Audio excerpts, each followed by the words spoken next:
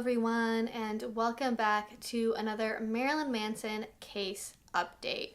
So recently I've been trying to catch up on all of the various updates that are happening and the court cases and everything else. We've talked about the text messages between Johnny Depp and Marilyn Manson. We've talked about the statements that Evan Rachel Wood made that people assumed were about Amber Heard. We've talked about Amy Berg, the director of Phoenix Rising, and some of the background behind the scenes information she gave about the production of that documentary. And I really noticed that over, especially the past couple months since the lawsuit was filed against Evan Rachel Wood and Ilma Gore, that was a defamation lawsuit that Marilyn Manson filed, ever since that started, I really feel like people, including myself, have very been myopically focused on just Evan Rachel Wood. And I think that might kind of be by design, because when you are just looking at one very specific tree in detail with a magnifying glass, it is very, very easy to lose the forest in the background. And it's very easy to dismiss one case as being fake or being lies when you are looking at that just in isolation and not considering all of the supporting evidence or other allegations or people that actually spoke up before that individual.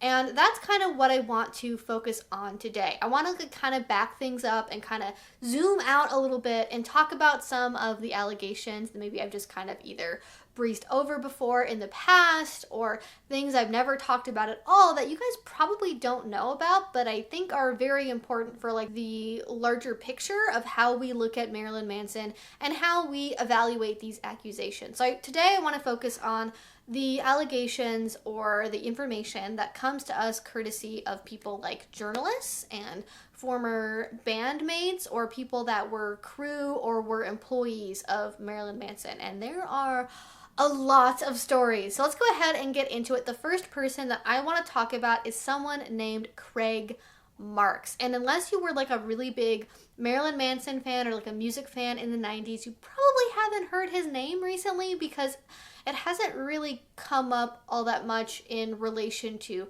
the current allegations made against him, because Craig Marks was a journalist. More specifically, he was an editor for Spin magazine. He actually still works as an editor. I believe he's now at the Los Angeles Times, I believe. But back in the 90s, he was an editor of Spin magazine who had a negative interaction with Marilyn Manson. And this is what he had to say about it. Craig Marks, executive editor of the popular national rock publication, told police that the singer invited him backstage after the band's sold-out performance. But when he got there, Manson threatened his life, allegedly saying, "You know I can kill you, your whole family, and everyone you know." Manson's bodyguards then grabbed Marks by the throat, lifted him off his feet, and threw him against a wall before he was able to escape, according to Marks. "They had me up by the neck in the air. I was choking. I couldn't breathe," Marks said in a phone interview Thursday from Spin's New York offices.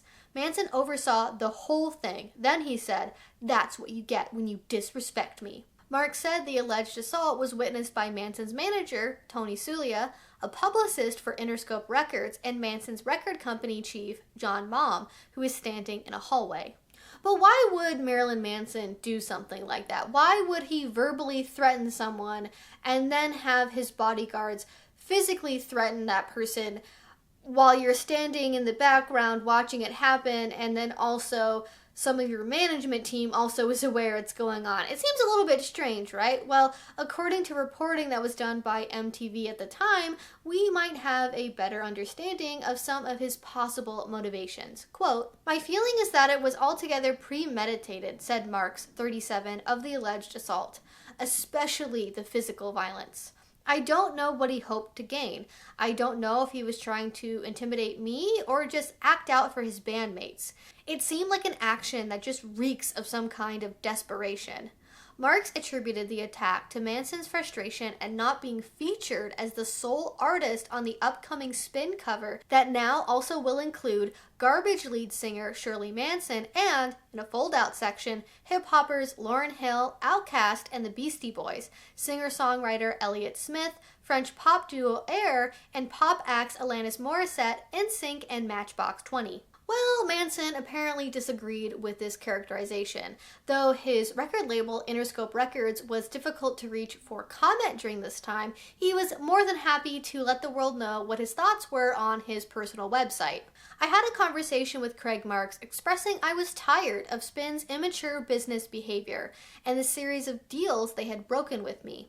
I told him that I didn't care what he prints or whether I'm on the cover. I simply no longer wanted to work with him or his magazine that obviously has a lack of respect for musicians and their fans. What business deals he could be referring to here, I have no idea, because this lawsuit did eventually settle out of court, and so very, very few details about it have ever been publicly released. But I was able to find something. So in January of 1998, just a few months after this incident took place, there was a website called The Smoking Gun, which did provide about 4 pages of the original lawsuit filed by Craig Marks, and they include some additional details that I think are quite interesting. After the concert, Marks was approached by Jenny Bodie, a publicist employed by Interscope Records, who told Marks that Manson wanted to talk to him backstage. Marks and the rest of his party accompanied Miss Bodie backstage, where they were met by Tony Sulia, who was Manson's manager. Some weeks prior to the concert, Spin had contemplated running an issue with Manson on the cover and had discussed the possibility with Manson's manager and publicist, but the idea had been abandoned in the planning phase. The magazine instead published photographs of Manson and other performers on the cover of the January 1999 issue. Marks guessed that Manson might want to talk about that decision. Manson was visibly angry and asked plaintiff what the deal was, seemingly referring to the issue of the abandoned Spin cover. After the attack, Jenny Bodie, Tony Sulia, and John Maugham followed Marks out of the dressing room and all expressed anger and regret to Marks for the behavior of Manson and Dilks and Miller, Manson's bodyguards. On the day after the attack, plaintiff went to the emergency room at St. Vincent's Hospital, where he was diagnosed with soft tissue injury, contusion caused by blunt trauma, and bleeding under the skin. Jenny Bodie and Lori Earle, the director of publicity for Interscope Records, both called plaintiff to express regret again for Manson's egregious behavior and to inquire about the harm Marks had suffered. So it looks like Marks potentially had records both from a hospital as well as doctors and phone records, which could have backed up his version of events and the fact that his management knew what happened. And what I find really interesting is that though this settled out of court, it did not leave Manson's memory, because in 2015, during an interview with the alternative press, he brought it up again. Once, I got arrested for putting a gun in the mouth of the editor of Spin, and I hid out at the Trump Towers. And also, it was on Thanksgiving. He also repeated this story in 2017 with Rolling Stone. Is there anything about Donald Trump that you admire? I do admire the fact that he created Trump Tower, because when I did an interview and it went wrong, I got arrested for putting a gun in the mouth of the editor of Spin. I hid from the law there. That's the one good thing he built. Now, what is fascinating about both retellings, if we can reasonably assume these stories are about Craig Marks, which I would assume they are, if we can assume that both of these retellings include the details that he put a gun in the mouth of the editor, which is not alleged in the lawsuit that Craig Marks filed. And I feel like if that happened, if it was that extreme, that would have ended up in the lawsuit, right? Would you just forget that a gun was in your mouth? Seems pretty unlikely. And then he also says that he hid from the police at Trump Tower, which, again, I think is unlikely, because if he was hiding from the police, wouldn't he, the way he tells the story, it sounds like the assault happened, the police were called, right afterwards, and then he hid.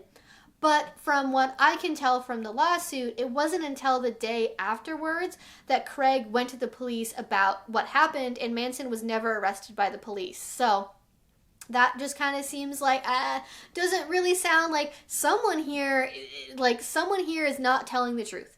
Someone here is like either they're misremembering or they mistold something or they're just lying. It could be that Manson is just like fluffing up a story for an interview, but he did tell basically the same story twice. So maybe it's the fact that it was like almost 20 years ago and he just like mixed some stuff up in his brain. I don't know exactly what's going on here because he's been in a number of altercations, and it could just be that maybe he's mixing up a couple of different stories, because this is not the first time it has been alleged he's assaulted a member of the press or a member of his crew. We've previously discussed how Manson pled no contest to a 2001 assault and sexual misconduct charge. He was also involved in a 2002 wrongful death lawsuit, and more recently in 2021, he was arrested after violently spitting on a camera woman, and that is not where the story stopped. Oh no.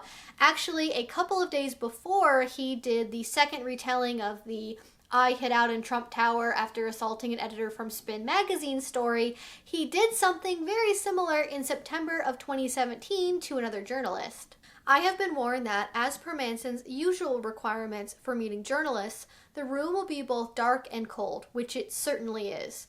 Air conditioning up full, curtains drawn against the afternoon sun, the only light coming from a television tuned to one of those ambient channels that broadcast endless footage of landscapes and animals. But I have not been warned that Manson will be hiding behind his hotel room door, from where he will jump out black-clad in full slap, pointing a gun at the back of my neck. Not, it transpires, a real gun, but a realistic enough replica for me to greet him with a startled bark of, "What the fuck do you think you're doing?" rather than the more traditional hello. Manson laughs, shakes my hand, and asks if I'd like a beer. That same month, when he was interviewed by NME, he remarked while describing his song We Know Where You Fucking Live that he was someone who was affiliated with, let's not say affiliated with, someone who is friendly with very dangerous people. And freedom of speech does not come with a dental plan. So say what you want, but we know where you fucking live. And Manson is no stranger to making comments like that, whether it be directed at anonymous internet users or members of the press. He actually did something very similar when a not so flattering story in LA Weekly was put out about him. He basically immediately made comments about this on his MySpace page. I can, but do not need to defend myself and the absurd accusations that the average press has clinged on to.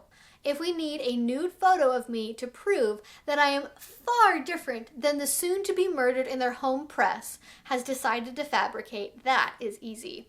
But if one more journalist makes a cavalier statement about me and my band, I will personally, or with my fans' help, greet them at their home and discover just how much they believe in their freedom of speech. I dare you all to write one more thing that you won't say to my face, because I will make you say it in that manner. That is a threat. And keep in mind, this is all over an article describing him as having a beer belly. Yeah, that's what got this reaction. Now, let's move forward a little bit more in time and talk about something more recent, because I want to cover one of the allegations against Marilyn Manson that I never covered at the time that it happened, at least in any kind of detail, which are the allegations that Love Bailey made against him. Love Bailey in 2011 was a newer stylist that had been hired by Marilyn Manson to help out as part of a photo shoot. When she was there, she was called into Manson's room alone, and she saw a glass cage with a lock on it, allegedly, and she had to walk over what she called sex-stained sheets, and she also found a blacked-out actress. She was stumbling over. She hurt her knee on the bedside table, and Marilyn laughed at her and just let her crawl on the floor. So I ran over to help her, and as I'm holding her and trying to get her balance with her, Marilyn pulls a gun to my head, she continued. A big Glock, a metal Glock, not a toy gun. This was a real gun. He pulls it straight to my forehead and says, "I don't like," as he laughs in this really dark, aggressive tone. Bailey is a trans woman. Sensing that this was not a joke by any means, Bailey was stunned. In the video recording of Bailey's recounting of this story, she does also include receipts basically from two people who knew her or were around at the time. A former girlfriend and then an assistant that was supposed to be there to help with the photo shoot. And they both help corroborate her story.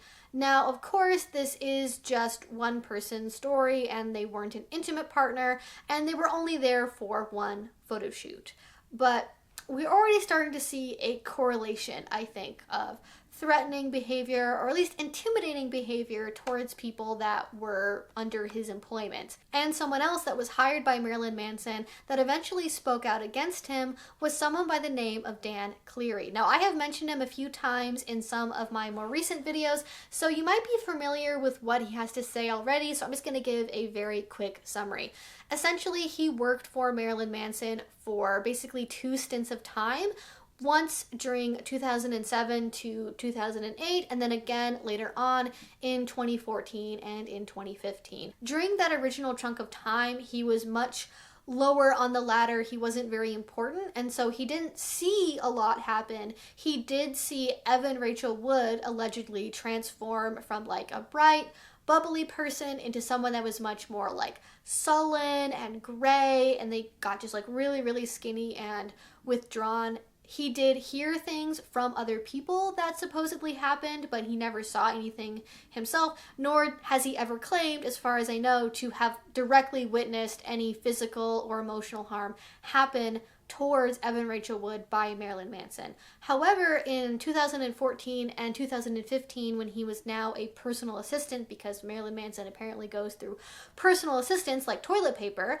at that point in time, he was much more closely connected, and he did say that at that time he did witness physical and emotional abuse that was perpetrated by Manson towards his now wife, Lindsay. And I did recently re-listen to a podcast episode that he did shortly after all of these allegations, mostly from Evan Rachel Wood and others, came out in February of 2021. He did actually speak out originally on Twitter before any of these allegations went public, for the record, but he did revisit some things and go into more detail. People have said for some reason this is like behind a paywall on Patreon, but it's not actually behind a paywall anymore, and it hasn't been for a really long time. It just it was a podcast. Very oftentimes there is a perk on Patreon for podcasts to come out early on Patreon, and then it gets released the normal way that it gets released, and that is exactly what happened here. So it's not exclusive, it's not behind a paywall, it's literally anyone can go listen to it. So go listen to it if you haven't already and you want to, because basically he repeats what he said in the original allegations that he made against Marilyn Manson back in, I think it was like 2020, over Twitter, and then he adds some more detail and some more clarification, especially about what he saw in relation to Lindsay, and then when he was more around Evan, that, he didn't see anything directly, he only heard things, but he didn't say anything because there is this really, really deep code of silence that permeates in the music industry, and his co-star, his guest for that episode, who is a professional comedian, also echoes that same thing. That was the same thing that happened with Louis C.K., where it was an open secret amongst people in the industry to not get alone with him, but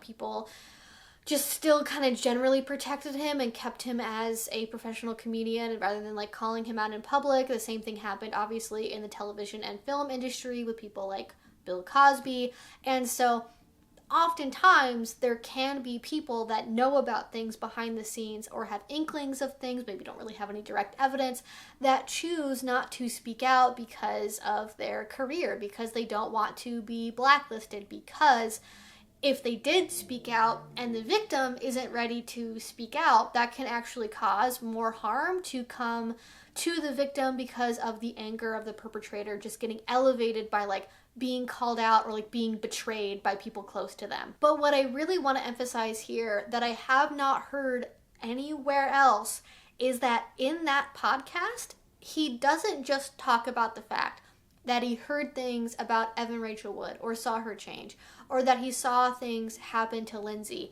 but he also alleges that he experienced harm from Manson directly himself in 2007 to 2008. More specifically, he was on tour with Manson in 2007, and they were at a show in South Korea. And while they're getting ready for the show, he's working behind the scenes because that's his job. And as he's just like minding his own damn business, Marilyn Manson allegedly came up behind him, hit him in the back of the head just full force, and then like walked away laughing. And at first, he didn't know what happened. He thought a light fell on him. He got hit so hard. And it wasn't until he actually saw Manson walk away laughing that he kind of put two and two together and was like, oh my God, did he fucking like hit me in the back of the head? Like, why would he do that? Like, what did I do to him? It's just like a random crew person behind the set. Like, what? And when he saw that the manager was there, he was like, hey, did like Manson hit me? And apparently the manager was just kind of like, yeah, he does that. Like, he just totally brushed it off, I guess. And afterwards, he did try to get in touch with the manager because he did want an apology from Manson. The manager, I'm not going to say the manager, like, tried to bribe him because that is a big allegation to make. But it sounds like he offered him money to, like, make the problem go away. But he didn't want money. He just wanted an apology, and that was never forthcoming. And something that Dan brought up is that he thought Manson might have been too drunk or too high to even, like, really realize what was happening or know what happened, which... okay, but at the same time, like, if you're drunk and you start a street fight, it is your fault for starting the street fight. You don't get out scot-free because you just were like, oh, I got too high or I had too much to drink. Like, you gotta take some responsibility somewhere, right? But what I want to move on to is an interesting detail I noticed, and I feel kind of like a conspiracy theorist for bringing this up, but I do think it is important because this concert in South Korea, I believe, is the same concert that was the first show that Wes Borland played with Marilyn Manson, who was someone else who has spoken out against Marilyn Manson very directly. And so if you guys don't know, Wes Borland, he was part of Limp Bizkit. He left the band. He joined Marilyn Manson for a short period of time. He was there for, I think, a little bit over half a year. He only ended up playing 2 shows with them, but even back in 2015, 2016, he had quite a lot to say about his time and experience being with Marilyn Manson, both as a person and as a part of the band. It was actually 8 months, but I only played 2 shows, then went to the studio and watched him do a bunch of blow and fall asleep a few times. I like him so much. He's really funny. He's super interesting. I've had many all-nighters at his house where I wasn't allowed to leave, where he's just on a 52-hour straight stay-up writing and painting session thing. I was a big fan when I was younger, so that was a dream come true. But the dream is over after being in it for 8 months. He should take better care of himself, health-wise. He also said, it was entertaining and simultaneously inspiring, and also a letdown at the same time. That guy is one of the funniest, quickest-witted people I've ever met, but he really needs to be healthier. He needs to start working on his inner organs and stop abusing them so much because they're going to fail him. So it really does seem like at the time, at least when Wes Borland was around, that Marilyn Manson seems to have had a pretty heavy drug problem, enough for multiple people to notice it and commentate on it. And, you know, in these original statements, Wes does not bring up any allegations that Manson was abusive or a bad person, but that he had a really big drinking and or drug problem. And I do want to compare that to what Wes later said in 2021 after Evan Rachel Wood spoke out, and this is what he had to say that year. Marilyn Manson, I was in the band for 9 months. He's not a great guy, and every single thing that he said that people have said about him is fucking true. So relax about the allegations towards the women. Like when people are like, take these women that are coming after him right now, fuck off. They are speaking the truth. And I'm sorry to everyone in this podcast right now who doesn't like this, but that guy is... he's amazingly talented, but that he's fucked up and he needs to be put in check and he needs to get sober and he needs to come to terms with his demons. He is a bad fucking guy. And I was there when he was with Evan Rachel Wood I was at his house. It's not fucking cool. And that's all I'm going to say about it. So if anyone is coming after these girls and going like, you blah, blah, blah, blah, blah, this and that, fuck you. That's all I'm going to say. Sorry to take this to a dark place, but that guy is canceled. Goodbye. Don't let the door hit you on the way out. And while these statements might not necessarily seem to mesh with like the kind of overbearing, like, oh my gosh, I loved being around Manson, he was like the wittiest person ever, like type statements he was making a couple of years ago, I do think they actually make some sense, because he did say that he was at Manson's house for days and days on end, which actually match the description that Evan Rachel Wood gave about everyone having to stay up and not being able to leave for days on end. Like, that kind of seems like a big deal. And he does every single time really emphasize that Manson has a big drug and or drinking problem that contributes to his demons, and he seems to be legitimately very concerned about that, and that the experience overall was a letdown. And even though he was a fan of Manson as a kid, as a high schooler, he still didn't want to be around that experience because of the fact that it was such a letdown from what he expected it to be, playing with Marilyn Manson, to the point he went back to his older band, I believe. And so, you know, I think we have to be careful when we're evaluating older statements about someone and then allegations come out, because of course, like, even people that are around the abuse, like what are you gonna do? A random interview happens, you're gonna be like, well, have I got some tea for you? I actually saw him punch Evan Rachel Wood in the face. Like, that's not how this works. Not in the music industry, not comedy, not anywhere.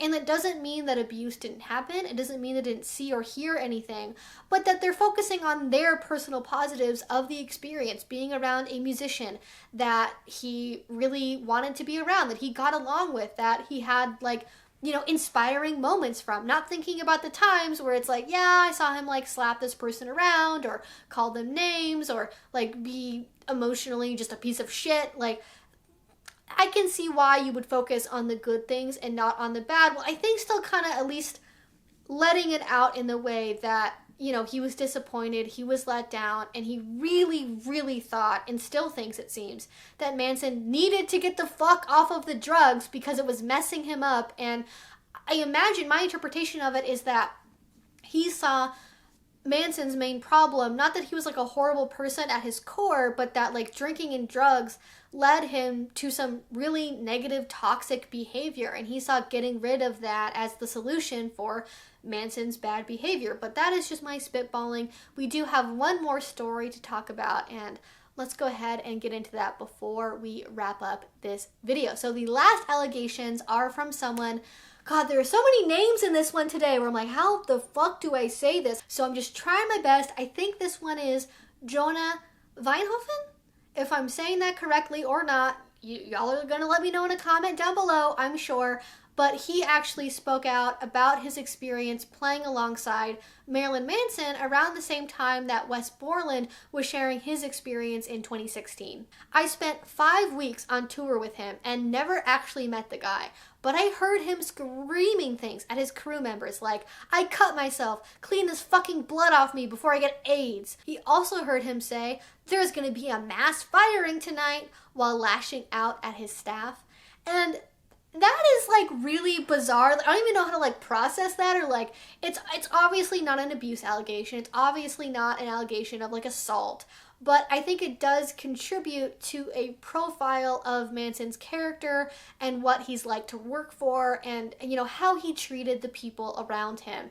And this is interesting because, again, connecting some dots here, I believe this would have been around the same time that Dan Cleary was with the band, because at the time Jona was playing with a band called Bleeding Through in 2007 to 2009, and they were actually the supporting act, the opening act for the tour that Marilyn Manson did with Slayer, where they were co-headlining together. So this would have been right around that window of time where in 2007, Dan Cleary was there. It sounds like Jona was there as well, playing with their opening band, which would explain why he might not have been super close. And, you know, I'm not somebody that, you know, is familiar with like the higher ups of the music industry by any means, But I could totally see how, if you're just like the opening act band, like Marilyn Manson is not going to spend his time on you. He's got other stuff to do. He's got other people he's trying to have sex with or whatever in his tour bus. So I get that he wouldn't have really been around directly, but he would have been behind the scenes and would have probably seen some stuff happening or heard it if anything was going on. Now, of course, I do want to keep in mind that because these allegations are just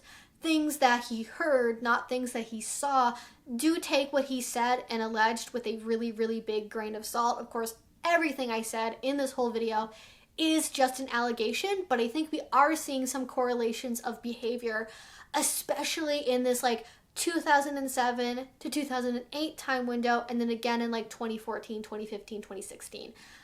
I don't know what to make of that. I don't know what that means necessarily, but I do think there are some like clusters of time where we are getting some repeated allegations popping up that seem very similar over and over and over again.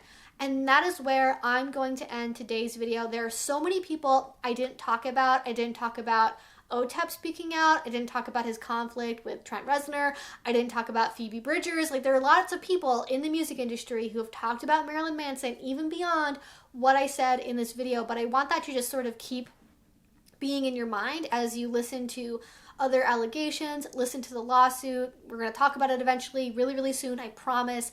There's a couple other things I want to talk about first, but we're almost done. I think I'm going to have one more video before we get to the lawsuit, and then there might even be some more updates by that point. We'll see. But yeah, I want to have this be sort of a like perspective finder of like, okay, you're listening to other allegations. You're listening to just like what's in the lawsuit against Evan Rachel Wood. But when you do that, you ignore all this corollary evidence, which for a lot of it is people that are speaking out years before Evan Rachel Wood ever alleged anything publicly about Marilyn Manson. So, you know, again, just like take things with a grain of salt, but keep them in mind. Just remember them, keep them in mind, and we'll talk about more with Marilyn Manson, I'm sure, very, very soon.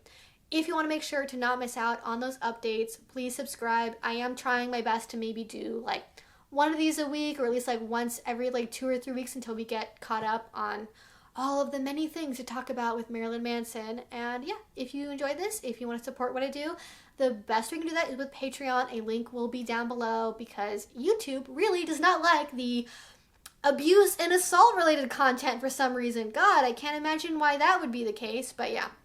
They're not a fan of it. These videos pretty much always get demonetized, or I choose not to monetize them because of the subject matter. I think it's kind of like weird to monetize a video talking about stuff of this nature, but that's going to be it for now, guys. Thank you so much for watching. If you do support me on Patreon, thank you so, so much. It means the absolute world to me. And until I see you all next time, hope you have a great rest of your day and a great rest of your week. Bye-bye.